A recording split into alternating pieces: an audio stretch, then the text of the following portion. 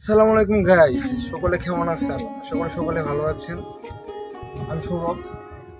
আমি বিভিন্ন স্থান ঘুরতে পছন্দ করি, তাই আজ সুন্দর একটা স্থানে এসে পড়েছি।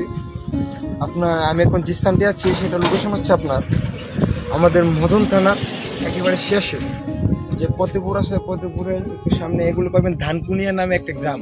এটা হচ্ছে ধানকুনিয়া ব্রিজ। আপনারা দেখেন কত সুন্দর, দেখেন কত সুন্দর একটা ভিউ।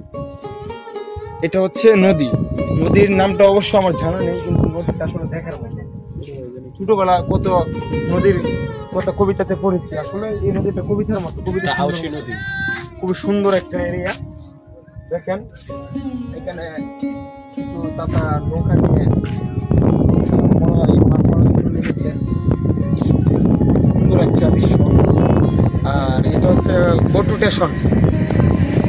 এখান থেকে স্থানে মনে হয় অটো যাই। দেখেন কত সুন্দর একটা এরিয়া। আসলে স্থানগুলো তো ঘুরলে ভালো লাগে।